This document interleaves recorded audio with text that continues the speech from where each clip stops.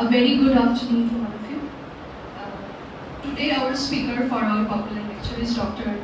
Anindita Raychaudhuri, Assistant Professor of Department of Computer Science. Dr. Chaudhuri has been working as an Assistant Professor in the Department of Computer Science at Sarojini Naidu College for Women, Kolkata since September 2019. Prior to that, she served at BP Poddar Institute Management and Technology, Kolkata as an Assistant Professor in the Department of MCA. She received her PhD on Computer Science and Engineering from Macau in 2018, following her MTech in Software Engineering from WBUT in 2012 and MCA from North Bengal University in 2003. Over the years, she has authored several research papers published in journals, conferences, and book chapters of international review. She has served as the session chair for multiple esteemed international conferences, including CCSN 2020, EAIT 2020, ECACA 2021, and CICBA 2025. Her key research interests include wireless, sensor network, sensor cloud, bio-inspired computing, data and network analysis, and the Internet of Things. I welcome her to deliver her speech.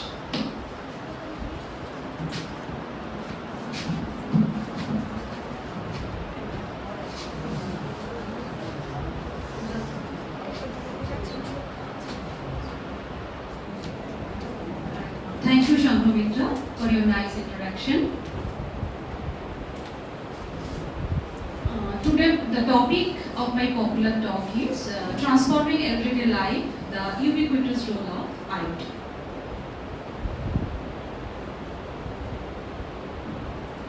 This is the outline of my presentation.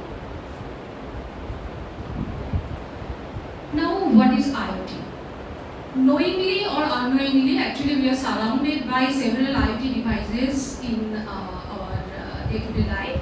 For example, the mobile phone we are using daily basis is, we can say, an IoT device. The TV where the connection, internet connection is there, we are actually watching lots of movies through net is an IoT device. Even this smart TV which currently I am using is also IoT device. You can easily connect this smart TV to the laptop through internet. So everything what can be connected to the internet, can share data with other devices are actually IoT devices. So whether we know or we don't know, but actually we are surrounded by lots of IoT devices in our daily life. Now technically the definition is written here in the slide that what is IoT. You can see that it refers to the connection of those devices that have the ability to connect to the internet and collect and share data. And the devices already I have mentioned, and our phone, laptop, smart watch, AC car, all the devices are also IoT devices which can be connected to internet and can share and also collect data and share data.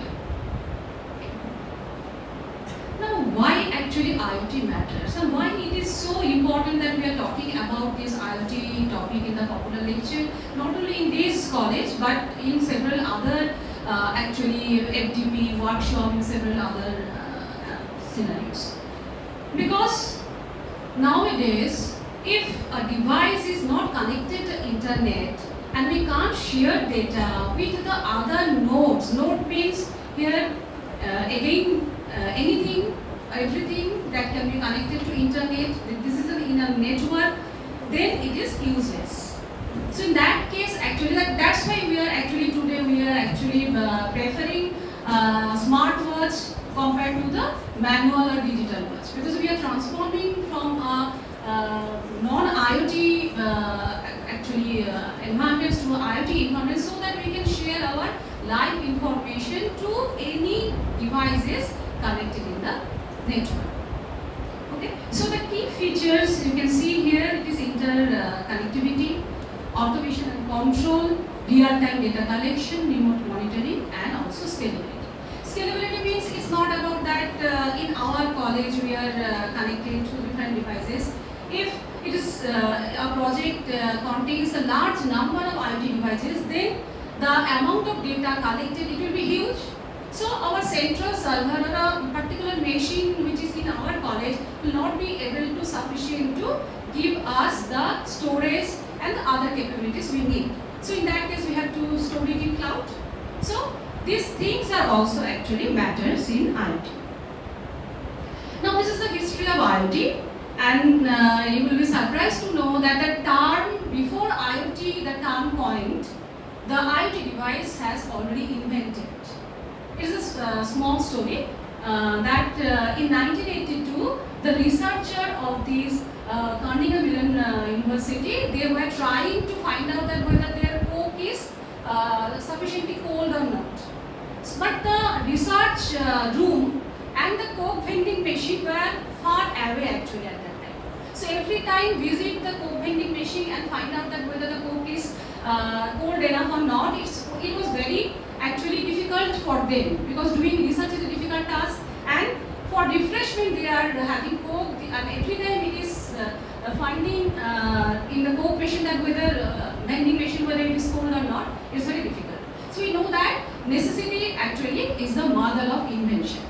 So for that reason, they developed a system from where actually they were able to connect or made a wired system. That at that time actually initially it was wired, not wireless, that they were able to communicate between themselves, the researcher group, that whether the vending machine has the cold Coke or not, so that they can actually get the cold Coke according to their requirement. So 1982 was the year where the first IoT device was invented, but we know that the IoT term itself actually coined in the year 1999. So it's a very interesting story, and it is a long journey from 1982 now 2025. So it's a long journey that from a small device and from RFID to now actually everything has been included in IoT domain. Now this is the basic components of IoT, and you can see that the sensors are actually the basic component of IoT. They should be connected, connectivity should be there. They must process or should process the data, and one user interface is always needed. User interface means anything from where actually you can able to communicate. For example, I have my smartwatch. So this is the fast track smartwatch, very user friendly smartwatch, and for that one mobile app is there in my mobile phone for fast track. So I have to make sure that the Bluetooth is on, and there is a syncing of between the device of mobile phone and the smartwatch, so that whatever live information I am collecting, like I am standing here, and from main building to this PG building I have walked at least 60-70 steps. So it has already collected that information that I have actually walked that much step from main building to this building. So that information easily I can take from my mobile phone, but it is there actually in the, it is collecting from the smartwatch. So user interface is very much required for actually the user, so that they can use the IoT device efficiently and properly.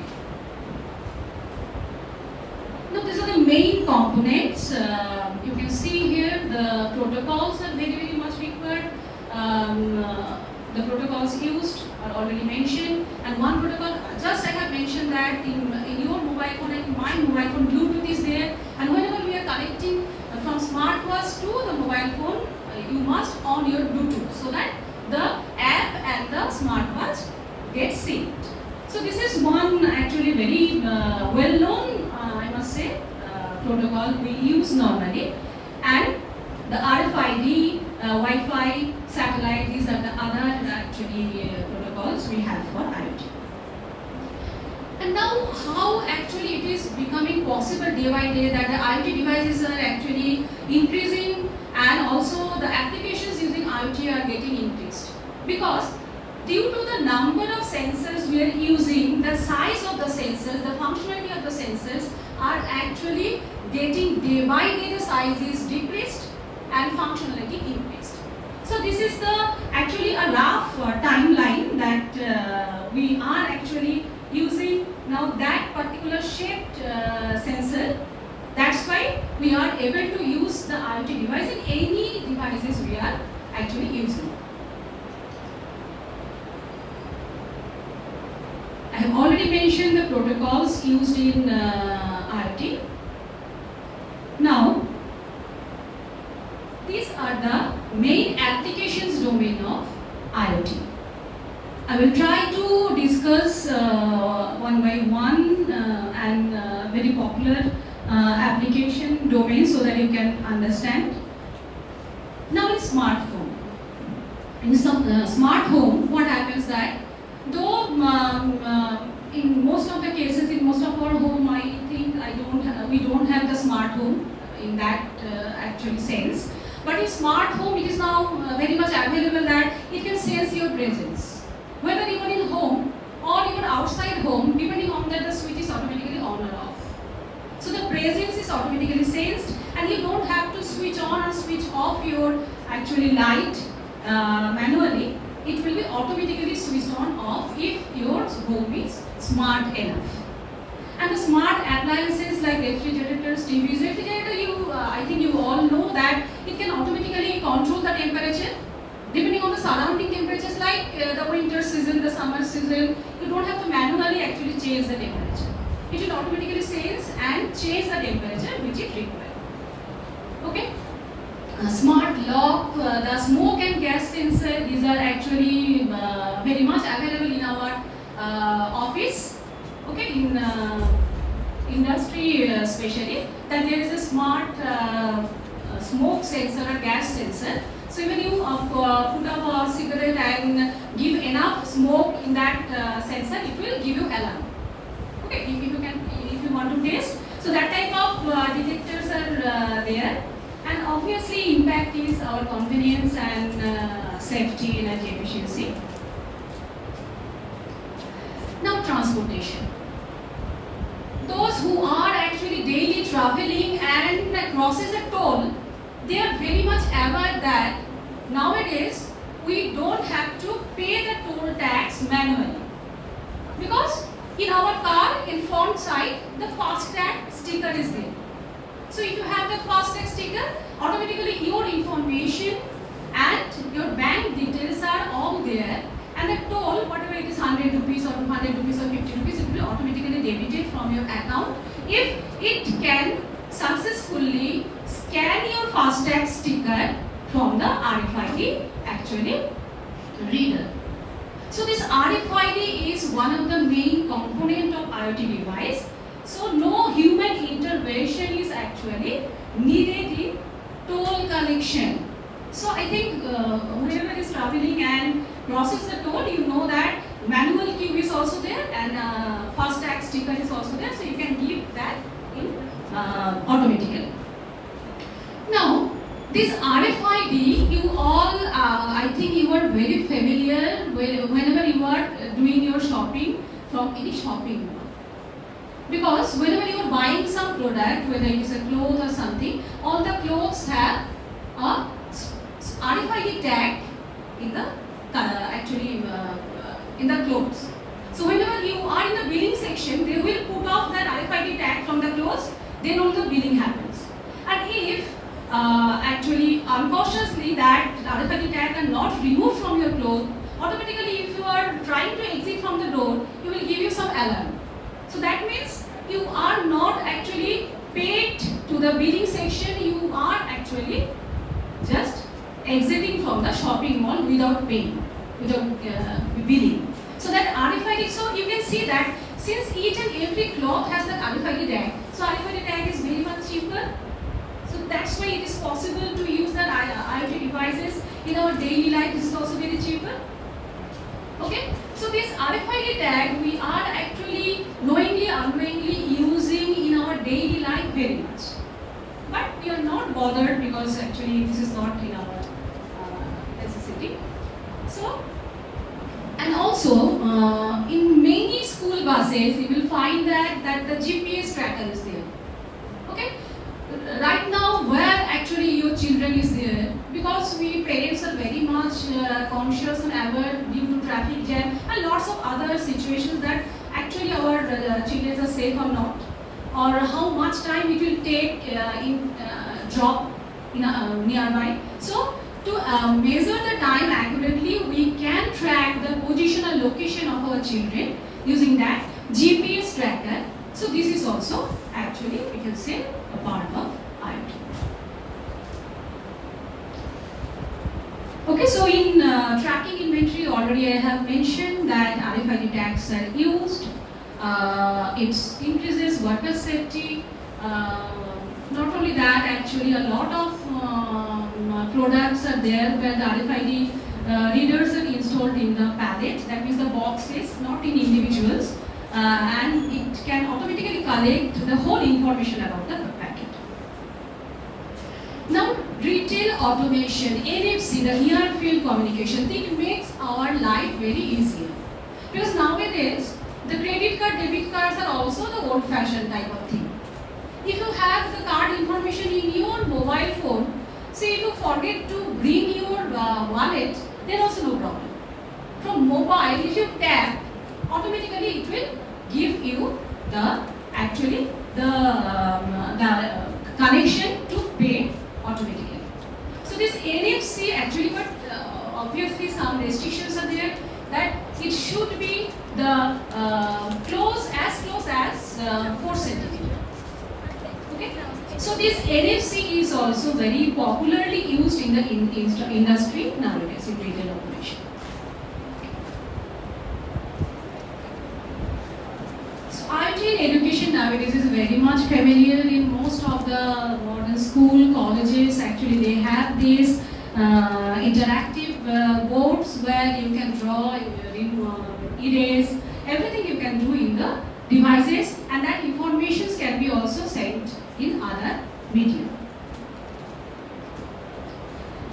Now this is habitat monitoring.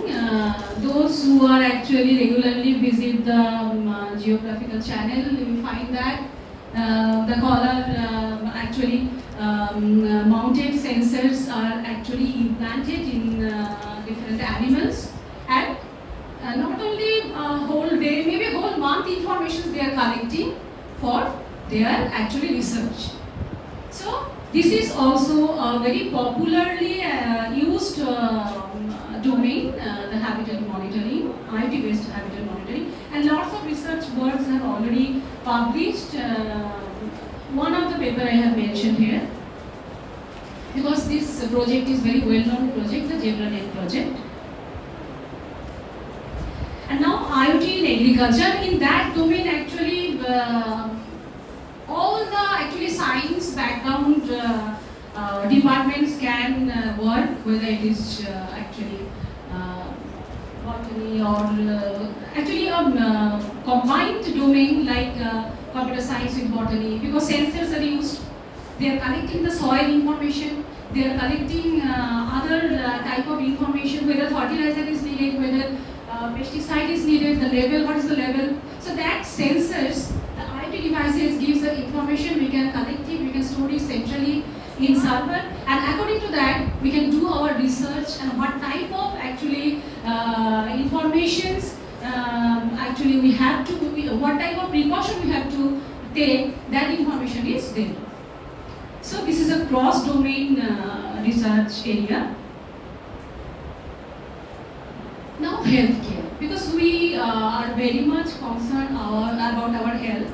So, but we don't have time. Because we think that we must visit gym, we must do some workout, but it just only within our thinking never happens. So in that case, what we can do, a smart watch can help us, can motivate us actually, that how much healthy we are. That information can get from your smartwatch itself. Because your smartwatch, even if just a very budget-friendly smartwatch like Fast Track or something, they give some essential preliminary information which will motivate you, which will give you some information that whether your sleep is sufficient or not, whether your heart rate is within the range or not. So, oxygen level is within the range or not. So that information you can easily collect from your smartwatch itself. So very popularly used smartwatch is one of the Apple Watch, because it is costly. And left hand side I have given the watch which I am wearing now. the fast track, very budget friendly, anyone can buy, anyone can use. Fitbit Versaline, this is a fitness tracker, one of the fitness tracker which is very popularly used. So that using that actually devices, we can easily monitor our daily activity and change our daily life accordingly. Now how? Okay, so what are the health, so why it is required? It is required for early detection of any type of critical diseases. And also it gives us some improved care which we need. Now what are the key health parameters are monitored by the smartwatches and fitness trackers? The heart rate, the blood oxygen, the ECG readings, sleep stages and duration, respiratory rate and multi-sport activity. For sportsman and for any freehand exercise, actually you can use that multi-sport activity. So this is a screenshot of my own phone, smartwatch, where I have collected some information that what is the actually SpO2 value, what is the heart rate, what are the things can be collected from your own smartwatch very easily. And you can see this is a vitality score is giving. Vitality score is combined effect of this, and a vitality score less than actually 80 is not good for our health. That means something is actually not actually healthy. So you must identify. So in my case, what I identified that I have worked a lot, even trying to do other activities, but my sleeping duration is very less. In most of the cases, my sleeping duration is 5 hours or less than 5 hours. So it actually seriously affects the vitality score. Because sleeping at least 7 hours is very, very required. Even if you eat healthy but not sleep healthy, your vitality score will not be increased. So that information you can easily collect from your smartwatch itself. You can see that what it can track. It can track that whether your sleep is light sleep, deep sleep, or whether rapid eye movement is occurring or not in time of sleeping, or some awake timings there. Because in between sleeping we sometimes go to washroom and again go to bed and sleep. That duration also it is collected. Okay, and actually it measures the it can identify the snow direction, but in all smartwatches the snow direction facility is not there.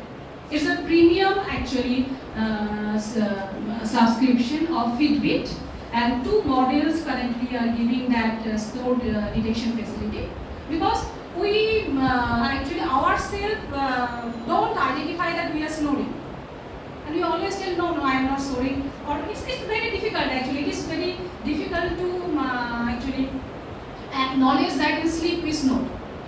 But your device can easily identify and tell you that no, you have snored last night and this is your duration. This is your decibel, because a microphone, small microphone is there. Okay, so it is easily identifiable, and the sensors which are used are mentioned here, and obviously a mobile app must be synced with that smartwatch. So this is 2 screenshots I have given. The sleeping time, and you can see here that deep sleep, light sleep, everything is mentioned. Pointer is noted. I think it is visible in below. Deep sleep, light sleep, awake time, rapid eye movement, everything is mentioned. Okay, so even if you are thinking that you have slept 5 hours or 6 hours, but in between that also deep sleep is only 2 hours.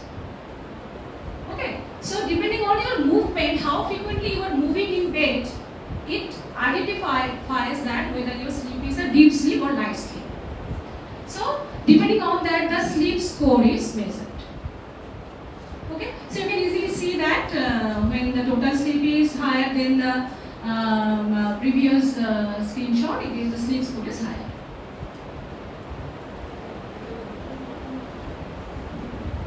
Okay, so sleep pattern analysis is also possible. Now, why I am actually telling that monitoring thing, because whatever features are monitored, everything can be transmitted from your smartwatch to the device where it can be analyzed. Because the analytics happens where actually you are doing, either you're doing research or either you have some actually curiosity that how healthy I am, that some using some sleep pattern. So the data collected by IoT device can help you motivate to change your lifestyle. If you are finding that your sleep score is very less, your vitality score is very less, so you must change your daily life and at least bedtime. Because we have to sleep at least 7 hours so that this can change.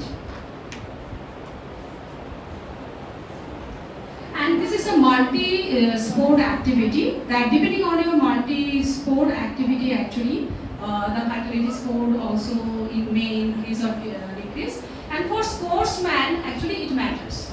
Because for sportsman sometimes some injury happens, and after that injury the recovery period they actually rigorously monitored. And they monitor that whether they are actually in the normal, they have the normal pattern or not. So in that case, the tracking the multi-sport activity or different activity is very, very much required. Now, what is the utmost benefit from this type of IoT-based devices in societal sense actually? What is the benefit? If the benefit is IoT-based healthcare system, because it will happen. It is happening in China because they have a very what we can say the scarcity of young generation. They have the generation which are actually very, very much older. No one is there to look after them. So who will look after when they will get some serious illness? So in that case, the monitored data, health data can be sent to the nearly hospital or nursing home or where they can be actually checked or give the basic actually requirement. So this healthcare system, maybe after 20 years, it will be very actually popular, very much required in our India also. Because we will face that type of scarcity of young generation near after maybe 20 to 25 years. It is actually a result of the research that this type of remote health monitoring will be very popular. Because no one will be there to look after the older generation, because either the younger generation will be just 1 or 2 very less, or they will be in abroad for their own career. So who will look after the older generation, the senior citizen? So this remote IoT-based healthcare system will be the solution. So the integration of these health record systems with the physician will happen, and it is happening, not will happen, it is happening. So elderly care and remote patient monitoring and telemedicine support is also there. And already I mentioned the recovery optimization actually for athletes is also there for remote monitoring. If you can remember the information about the Neeraj Chopra, that in Corona period he has actually done lot of exercises, and that information he shared with his coach. Okay, so maybe over phone, maybe with some measured physical devices, but in future it will happen that it will not that physically coach will be there, but if you measure your data and send to the coach in that scenario where corona type of situation, when it is very impossible or it's to contact your coach, so it will help.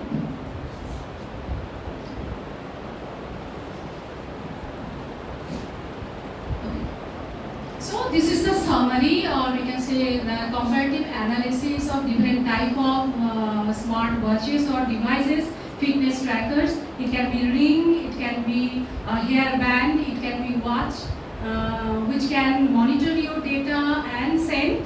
The main problem here is the battery life, because nothing will work if the battery is not actually charged. So every time we must ensure that the enough battery charge is there.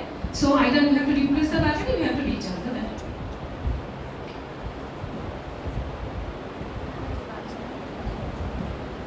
Okay. Now one can ask that after that information of IoT devices, how we can use that thing in our research domain. Okay. So here our main task will happen that how we are data aggregating, how we are extracting our information, because we, the computer science people, actually try to optimize everything. Whether it is a time complexity, space complexity, or whatever we are, we have the motto that we will optimize. Anyhow, we will optimize it. So here the data analytics part is there, where actually we must we can apply our own hybrid algorithm. We can apply any type of machine learning algorithm, deep learning algorithm, and get optimized result. And that domain is also a cross domain, because anyone can use that machine learning, deep learning algorithm in their own domain. Not only that, only the information which are computer science faculty members or researchers are collecting, that will be applied on machine learning or deep learning area. Any data, whether collected in botany department, zoology department, chemistry department, physics, anything can be collected and can be optimized using that particular data analytics section. So these are some research papers which I find very useful, that using some machine learning algorithms, they have used efficiently IoT devices and build IoT-based healthcare systems. Okay, so these are already published data where some machine learning techniques have already applied and giving a very good result. Okay, so I am not entering into the details of the machine learning technique. Only thing that already lots of work have already published, and but still some area are there where anyone can. And whenever I am actually talking about IoT, if I don't mention the cloud, then it will be incomplete. Because whenever the data will be huge, our own computer will not be sufficient enough to store and actually give us that features which we need. So cloud is required for scalability, for interconnected devices. The data are huge. So if you have to handle it properly, the cloud computing is the area where you must have some knowledge so that you can apply it in your research domain. Because I think most of the now students are also using OLAP for actually running their own program. Because our own machine, the configuration is not supporting. Because data set size is huge. It will take 5 hours, 6 hours, or maybe it will not run. So we are taking always help from cloud. So this is the future of IoT cloud-based health monitoring, that it will be AI powered, and mental health monitoring is also very much required nowadays. We are always actually looking or thinking about the physical health, but mental health is a growing issue which can be monitored silently. Not that you have to give the information everyone, but silently you must be monitored the person actually who are facing some this mental problem, and that information should be sent to the authorized person for the analysis. And for remote patient monitoring, the personalized health coaching, virtual assistant is also the domain. Now, what are the challenges? Or one challenge already I have mentioned, the battery power. Because it's very difficult to actually check, replace or recharge the device which are remotely implanted.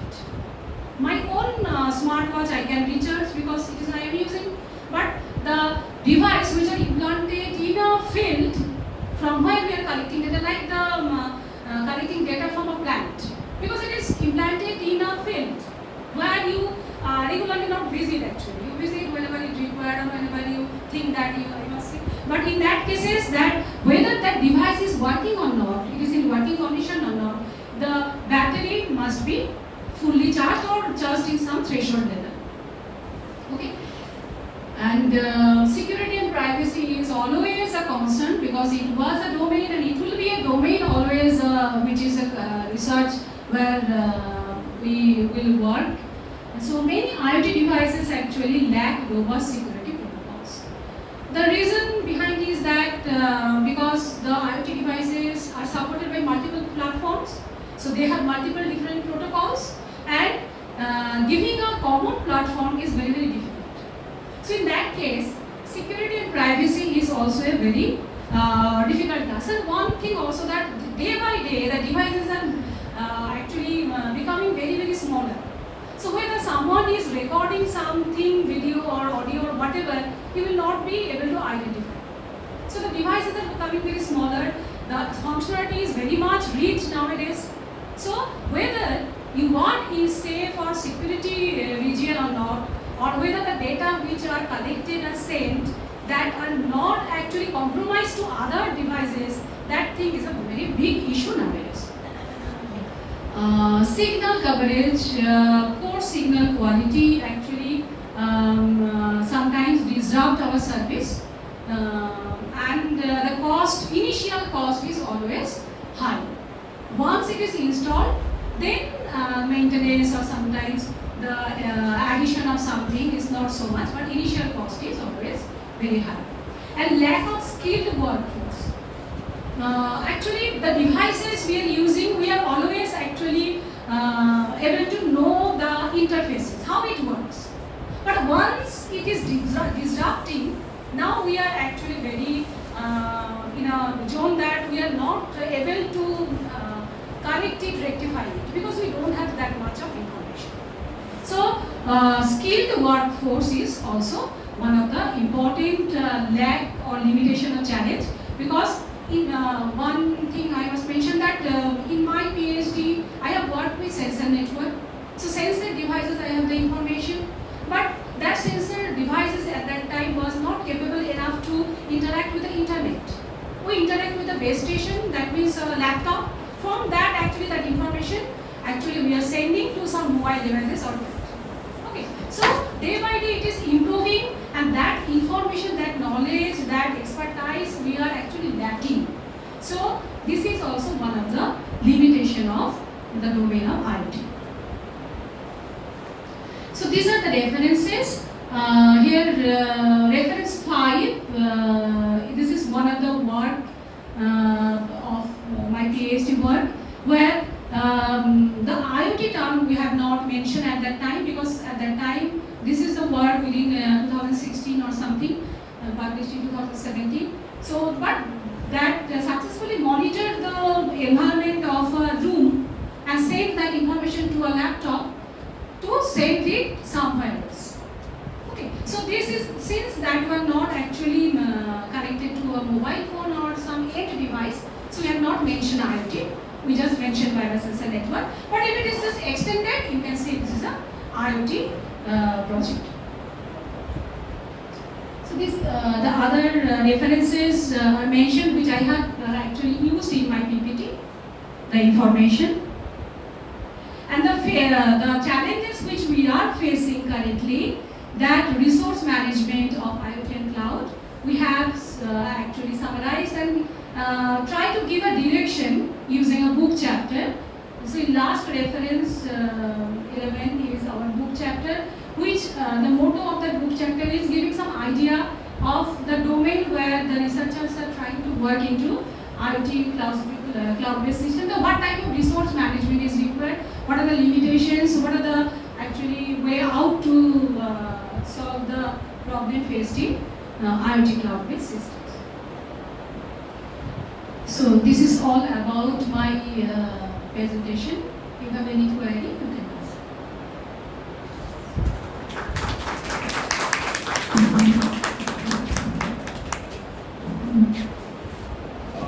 Thank you, Dr. Anindita Raychaudhuri, for your very incisive presentation. I think that was given the time constraint and even the audience we had, that was explained in a very simple terms about how Internet of Things have dominated our lives so much so that even now while ordering food on Swiggy or Zomato, we are indirectly connected to both. So we are requesting or putting our request to both. And your presentation, particularly how IoT has kind of dominated the healthcare system, was very interesting because I remember a time in 2017 when I was invited by Dr. Plavan Das, director of Planters Hospital in Darjeeling. He said that let's go to Rimdik. I've set up a health satellite center. I did not know much about it. I was very curious, so I accompanied him to Rimdik. I came to know through locals there that in case of any health emergencies, they need not travel to Darjeeling or Siliguri, which is very far away from their place.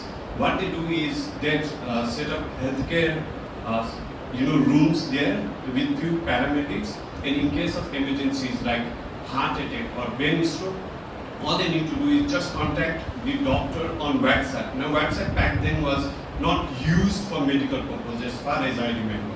So the doctor would send in a suggestion, they would have all the necessary medicines, necessary equipments to at least help the patient to recover or to get timely medical intervention.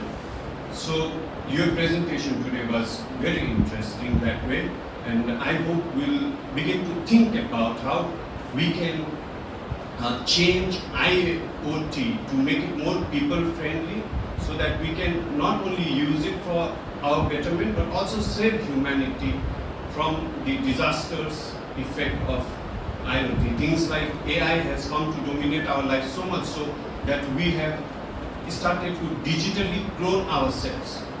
So in case I want to find out how I would look in next 50 years or when I grow old, all I need to do is just put my photo in some processing unit AI device. That is going to generate my digital clone. So we should also be careful of Internet of Things if we want to make our lives better. So your presentation that way was very timely, and thank you so much for putting everything in very crisp and timely manner. Thank you. So the floor is now open for question and answer session. In case anybody has any question or query, they will please put on.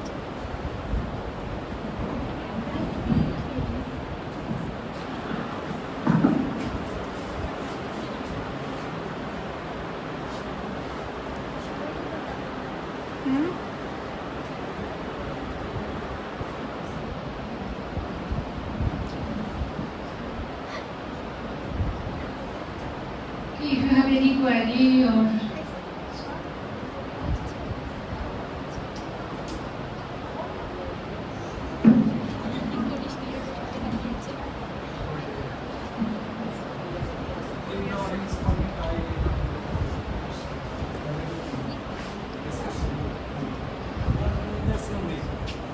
You can in front and just.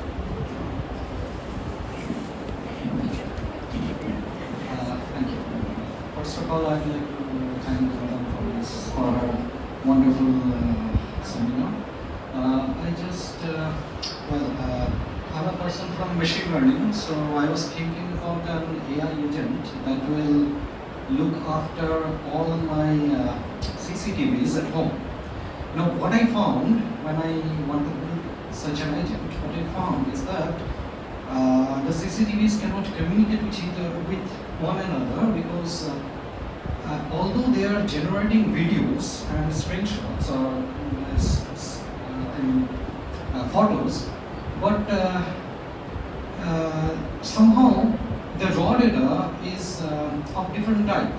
So every time I had to write a program to decrypt those raw data, and then I have to send it to my AI agent, and then I have to retrieve information from that agent, and then I have to send it to another device to just to change the direction of the device. So I'd like to know that is there any standardized protocol in this sense? I mean, for example, if I implant some AI device into some CCTV and want them to communicate with one another and change accordingly, change direction, take a photo, and maybe if some events happen, just send me a notification. So, is there any standardized protocol for that?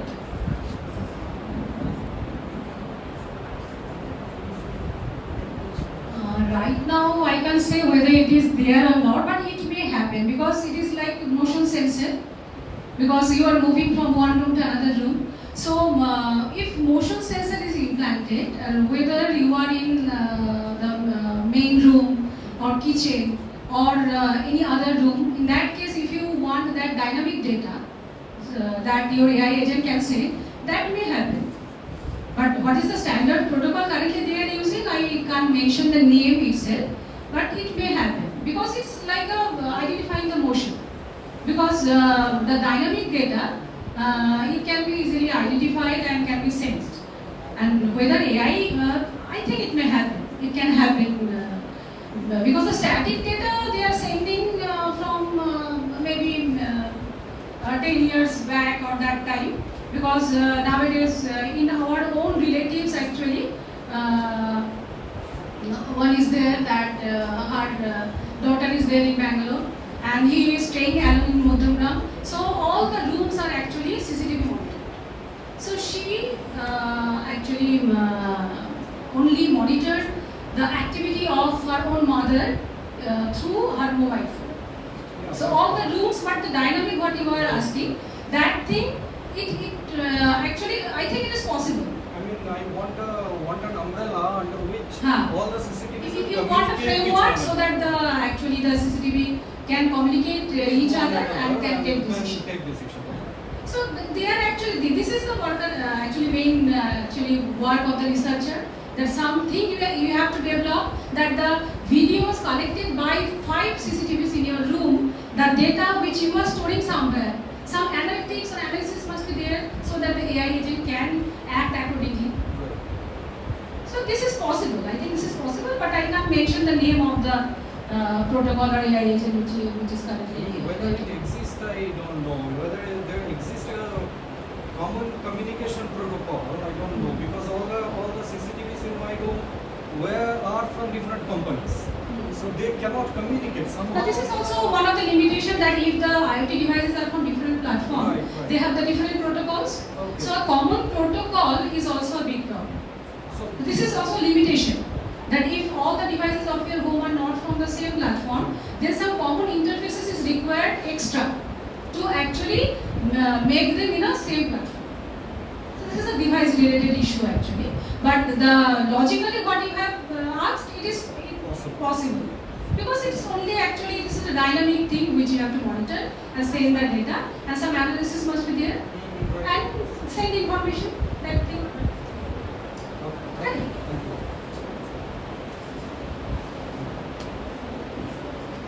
And throw some light on IoT and safety devices. You have mentioned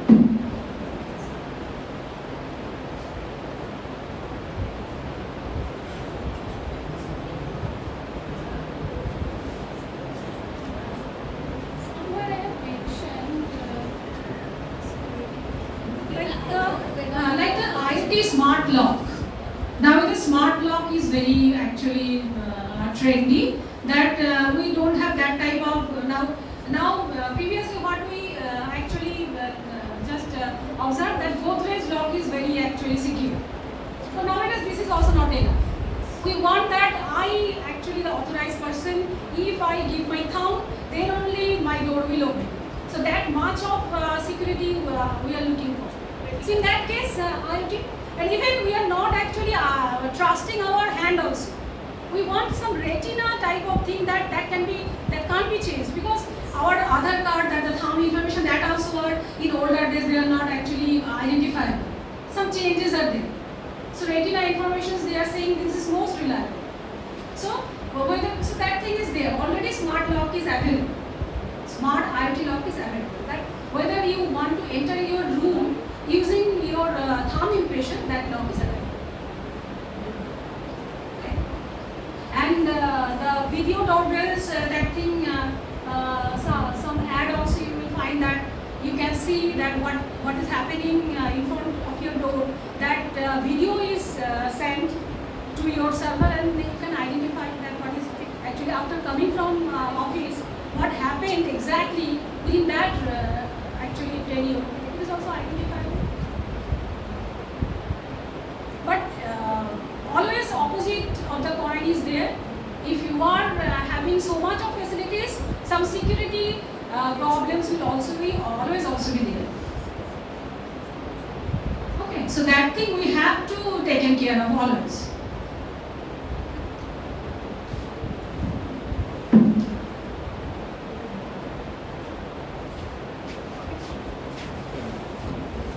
Is there any other question? So that brings an end to today's popular lecture series. I thank you all on behalf of Research and Development. Thank you, Anindita. Thank you, everyone.